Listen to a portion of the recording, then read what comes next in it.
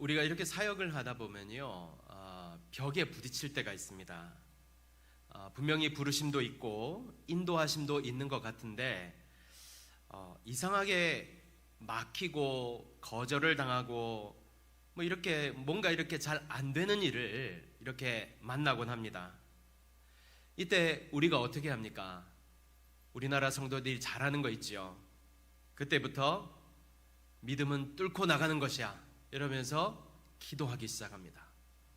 철야기도, 금식기도, 뭐 이렇게 막 기도란 기도는 다 하면서 이 문제를 해결하려고 합니다. 문제는 여기에는 하나님의 뜻은 전혀 상관이 없다는 데 있습니다. 묻지 않습니다. 그저 주여 이루어지게 하여 주옵소서, 뚫리게 하여 주옵소서. 물론 여러분, 어느 때는 이런 기도가 필요합니다. 아니, 반드시 우리에게 있어야 할 기도입니다. 그러나 우리는 이런 기도에 앞서 하나님의 뜻을 구하는 기도를 먼저 드릴 수 있어야 합니다. 왜냐하면 우리가 지금 하는 이 사역의 주체는 내가 아니라 주님이시기 때문입니다. 주님의 일이고 주님이 하시는 일이기 때문입니다. 우리 교회 사역도 역시 마찬가지입니다. 우리 교회의 모든 사역의 주체는 주님이시며 주께서 인도하십니다. 주께서 이루어 가십니다. 제가 지금까지 우리 교회에 와서 이렇게 부족한 부분을, 필요한 부분을 채울 수 있는 사람, 우리 교회에 좀 왔으면 좋겠다 이렇게 생각하면서 접촉한 사람들이 있는데요. 그 중에는 뭐 제자도 있고 친구도 있고 지난 교회 성도들도 있었습니다.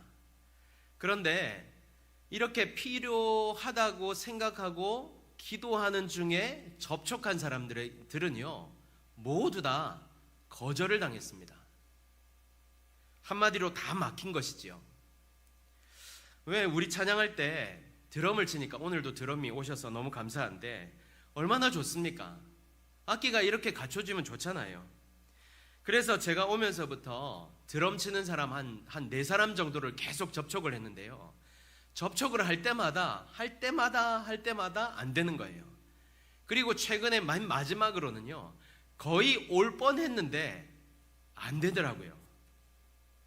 그래서 저는 제 나름대로 속상하고, 이런 뭐 표현은 좀 그렇지만 좀 하나님께 좀 섭섭하더라고요.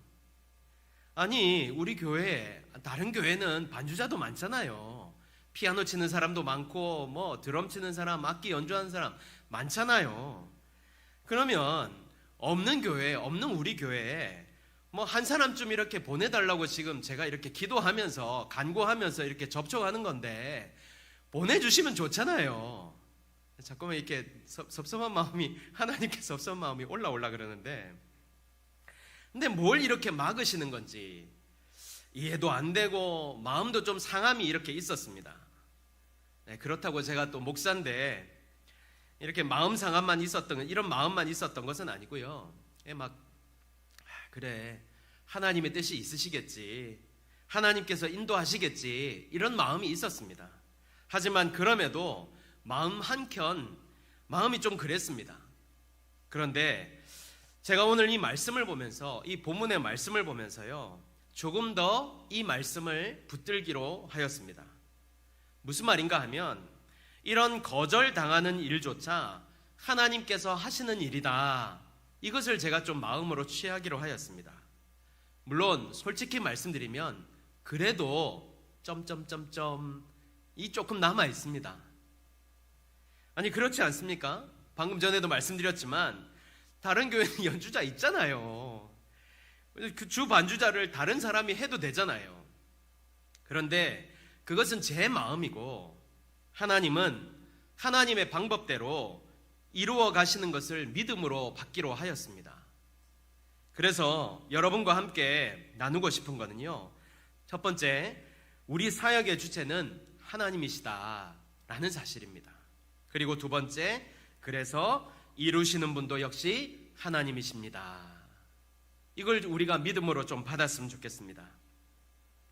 여러분, 우리의 사역의 주체는요, 내가 아닙니다.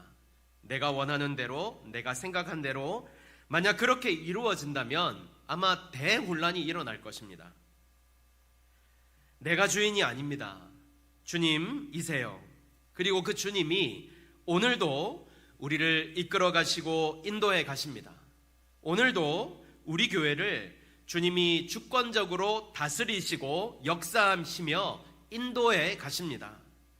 그래서 혹시 우리 사역 가운데 어려움이 와도 힘듦이 와도 벽에 막히는 것과 같은 일이 와도 우리는 두려워하지 말고 답답해하지 말고 더욱 주님을 바라며 주님 이루실 것을 믿고 나아갈 수 있어야 합니다.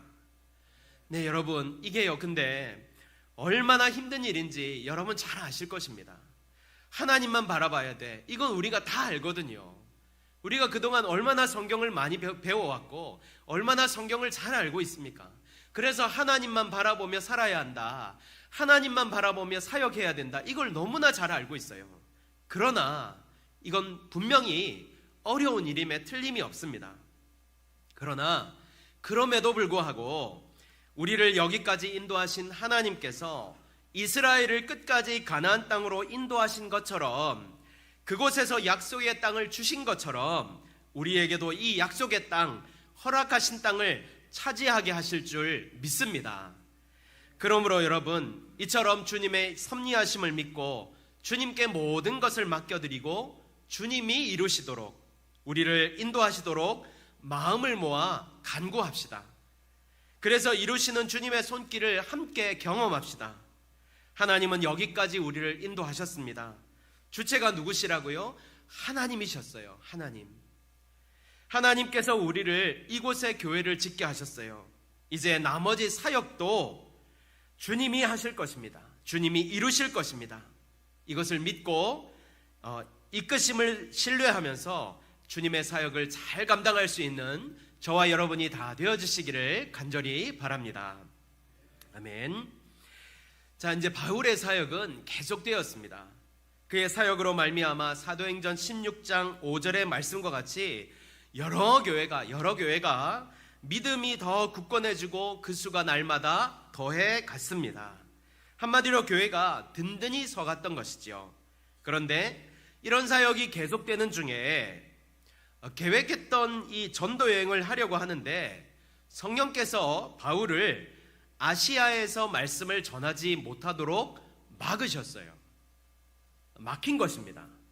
그래서 그들이 어떻게 하느냐면 6절 하반절부터 7절 상반절에 그들이 부르기아와 갈라디아 땅으로 다녀가 무시아 앞에 이르러 비두니아로 가고자 애쓰되, 그냥 포기한 게 아니라 이들은 진짜 마음을 다해서 다시 한번 가려고 노력하고 막 이렇게 했던 것이죠. 여기 6절 앞에 아시아라는 것은요, 지금 우리가 살고 있는 이 아시아가 아니라 소아시아입니다. 그러니까 이 바울이요, 지금 부르기아, 갈라디아, 이게 다 어디냐면은 지금의 터키 땅입니다. 그러니까 터키 땅에서 북쪽으로 가려고 하기도 하고 막 이렇게 이제 했던 것이죠. 그런데 성령께서는 바울이 더 이상 그 아시아, 이 터키 땅에 머물지 못하도록 그곳에서의 사역을 허락하지 않으신 것입니다. 바울과 그 일행이 그렇게 애씀에도 불구하고 이제 어떻게 할 수가 없는 것이었죠. 이때 바울이 어떤 경험을 하느냐면요, 마게도니아로 건너와서 우리를 도우라는 환상을 보게 되고, 그는 이제 마게도냐로 이제 떠나게 됩니다. 이 떠나게 되려는 이 모습 가운데 우리가 알게 되는 것이 있습니다. 첫 번째는요, 우리의 사역은 성령의 인도하심을 받는 사역입니다. 우리의 사역은 성령의 인도하심을 받는 사역이 되어야 합니다. 지금 복음이 아시아에서 유럽으로 넘어가는 이 대목에서 강조되고 있는 것이 무엇입니까? 성령께서 특별하게 선교를 주도하고 계신다라는 사실을 보여주고 있는 것입니다. 다시 말해서 사도행전을 열면서 선교의 문을 여신 분도 성령님이시고, 지금 바울에게 유럽 전도의 문을 여신 분도 성령님이라는 것입니다. 오늘도 보십시오. 바울과 그 일행을 막은 것도, 마게도냐로 인도하신 것도 누구십니까? 성령님이십니다. 그러니까 성령께서 이 모든 과정을 다 인도하신다는, 이끄신다는 것이죠. 그래서 이 말씀은요, 우리 교회의 모든 사역도 성령께서 주도적으로, 주권적으로 역사하는 주님의 인도하심 아래에 있는 사역이 되어야 한다라는 사실을 보여주고 있는 것입니다. 사람의 생각과 지혜가 아니라, 다른 사람보다 뛰어난 그 무언가가 아니라 오직 성령께서 주관하셔서 인도하시는 그런 사역이 되어야 한다라는 사실을 말씀해주고 있는 것입니다. 문제는 어떤 경우에는 우리도 오늘 이 바울처럼 막힐 때가 있다는 거예요. 여러분, 신앙생활이 어려운 점이 뭡니까? 어떤 때는 가야 하고 어떤 때는 멈추어 서야 합니다. 그런데 그것을 어떻게 분별할 수 있느냐는 것입니다. 바울은 환상이라도 보지요. 우리는 뭐 볼 수 없잖아요. 보시는 분 계십니까? 뭐 보시면 또 이상한 사람 되는 것이잖아요. 그럼에도 우리는 성령의 인도함을 받고 살아야 하는데요, 우리가 주님의 인도를, 성령의 인도함을 받기 위해서는 온 교회가 깨어서 말씀과 기도에 전념하는 수밖에 없습니다. 시편 119편 105절에 무엇이라고 말씀하셨습니까? 주의 말씀은 내 발의 등이요 내 길의 빛이니이다. 여러분, 등이고 빛이라는 말이 무슨 뜻입니까? 보인다는 것이죠. 보여준다는 것입니다. 다시 말해 우리도 말씀을 통해 인도하심을 받을 수 있다는 거예요. 예레미야 33장 3절에 너는 내게 부르짖으라 내가 내게 응답하겠고 내가 알지 못하는 크고 은밀한 일을 내게 어떻게 한다고요? 보이리라, 보여준다고 말씀하셨잖아요. 기도를 통해 하나님의 일을 볼 수 있다는 겁니다. 성령의 일을 볼 수 있다는 거예요. 기도를 통해 하나님의 이끄심을 경험할 수 있는 것입니다. 특히 여러분, 우리의 삶도 역시 마찬가지예요. 성령의 인도하심을 받고 사는 인생이 되어야 됩니다. 삶이 되어야 돼요. 내가 나를 주도적으로 인도하는 삶, 이끄는 인생은 반드시 망하게 되어 있습니다. 실수하게 되어 있고 실패하게 되어 있어요. 인간이 무슨 능력이 있어서, 무슨 힘이 있어서 정말 한 치 앞도 내다보지 못하는 인생, 안개와 같은 인생이 뭐 자신의 인생을 인도하고 이끈단 말입니까? 그것만큼 불안한 인생이 어디 있겠습니까? 우리는요, 성령의 인도하심을 받고 살아야 합니다. 그 인도하심 아래에 있을 때 생명의 길을 갈 수 있고 능력 있는 삶을 살 수 있으며 성공하는 인생을 살 수 있습니다. 저와 여러분 모두가, 그리고 우리 교회가, 그리고 여러분의 삶도 성령이 인도하심을 받는, 주권적인 성령의 이끄심을 받고 살아가게 되시기를 예수님의 이름으로 축복합니다. 두 번째는 하나님은 우리를 동력자로 부르신다는 사실입니다. 하나님은 우리를 동력자로 부르세요. 여러분, 우리가 주님을 만나서 얼마나 감사하고 얼마나 감격스럽습니까?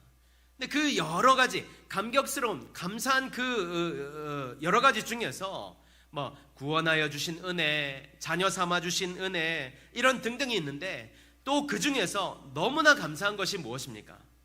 우리를 이 귀한 복음의 동력자로 부르신다는 것입니다. 감동이 별로 없으신데요. 여러분, 제가 동력자라고 하였습니다. 동력자가 무엇입니까? 함께 일을 해나간다는 거예요. 그런데 여러분이 만약 동력자를 부른다면 어떤 사람을 부르겠습니까? 당연히 능력 있는 사람, 실력 있는 사람, 뭐 이런 사람 뽑지 않겠습니까?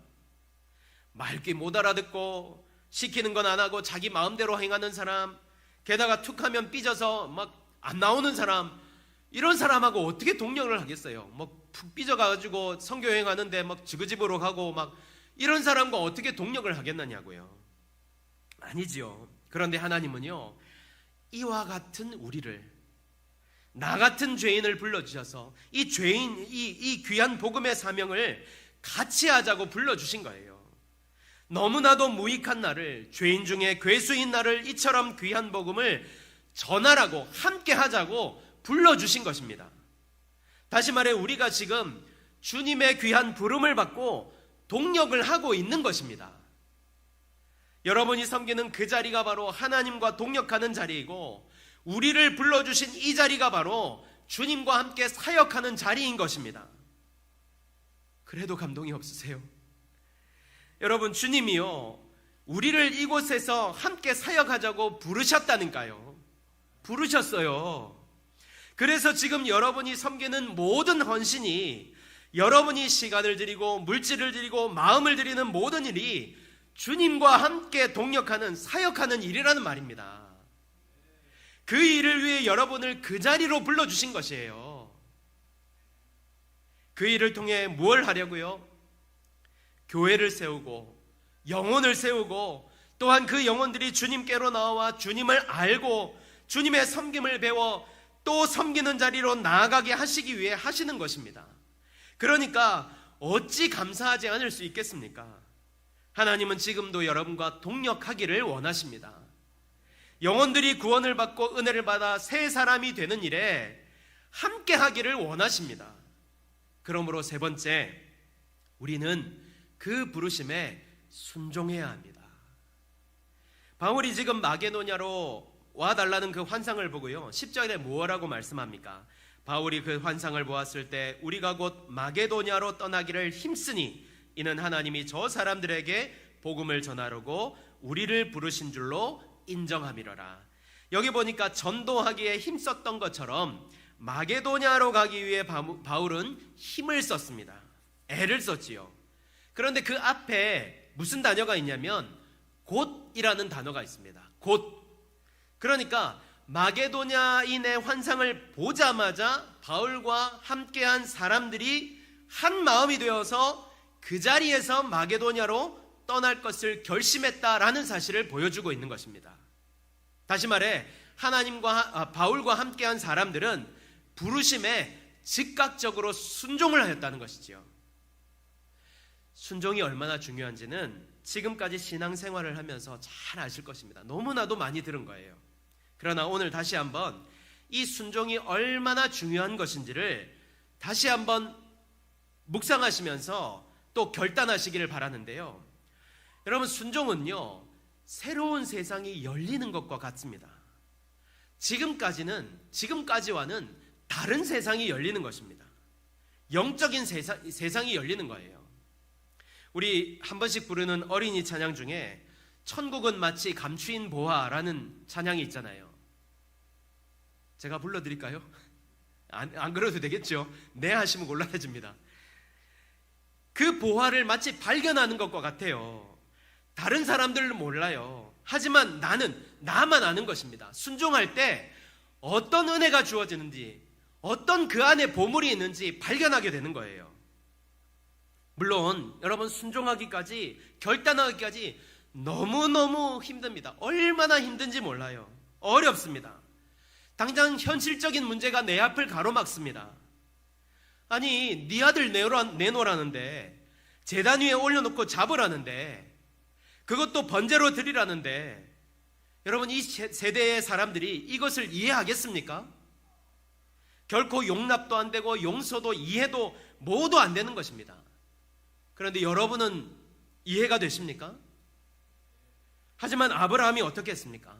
순종했습니다. 순종했어요. 그가 어떻게 순종할 수 있었습니까? 하나님의 하나님 되심을 믿었기 때문입니다. 다른 재물 준비했겠지. 물론 이런 얘기는 했습니다. 아브라함이 그런 얘기는 했긴 했는데요. 그러나 이렇게 그래도 죽이지는 않겠지. 칼이 반쯤 들어갔을 때 멈추라 하시겠지. 이런 계산 없었습니다. 이런 계산 없었어요. 그는 무조건 순종했어요. 이런 아브라함의 순종에 하나님도 얼마나 깜짝 놀라셨는지 두 번이나 아브라함아 이렇게 부르시면서 뭐라고 하셨는지 아십니까? 창세기 22장 12절에 내가 내 아들 내 독자라도 내게 아끼지 아니하였으니 내가 이제야 내가 하나님을 경외하는 줄 아노라. 여러분, 여기 아주 중요한 말씀이 있습니다. 잘 들으셔야 돼요. 아주 중요한 말씀이 있어요. 무엇입니까?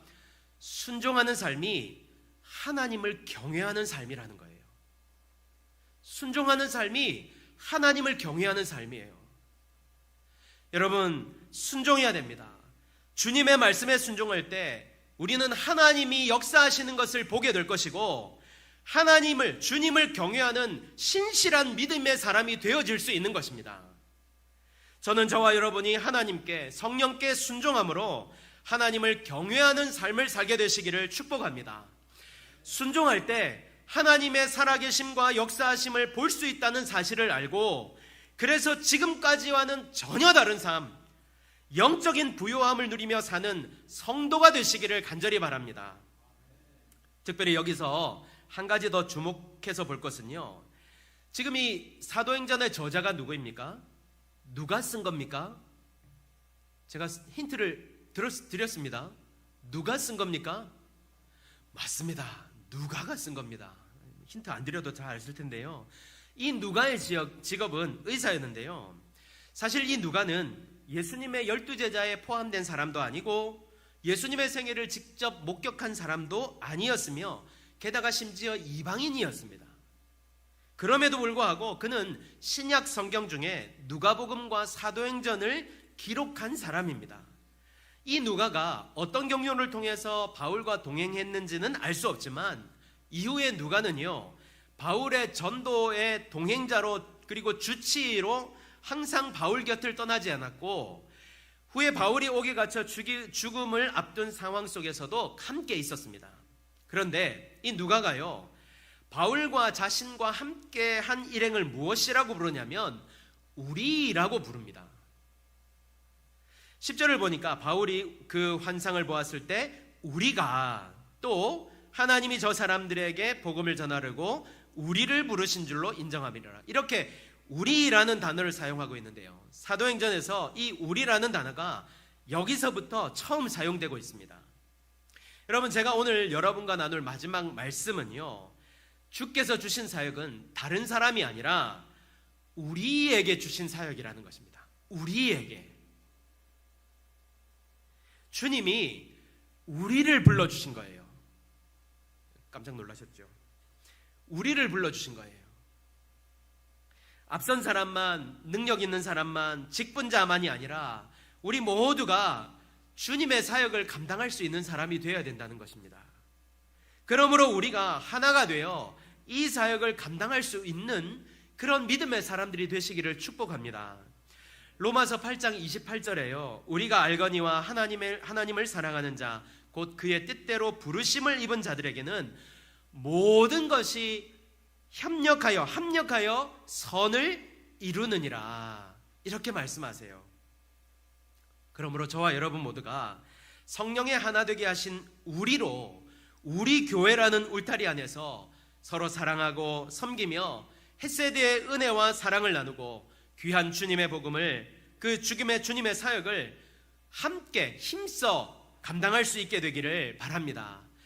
우리가 이렇게 하나가 되어 주님의 사역을 감당할 때 하나님은 우리를 통해 많은 사람들이 주님께로 돌아오는 역사를 보여주실 것이고, 이곳에서 놀라운 은혜의 역사, 큰 부흥의 역사를 경험케 하여 주실 줄 믿습니다. 이 믿음으로 주님의 사역을 잘 감당할 수 있는 우리가 되기를 예수님의 이름으로 축복합니다. 아멘.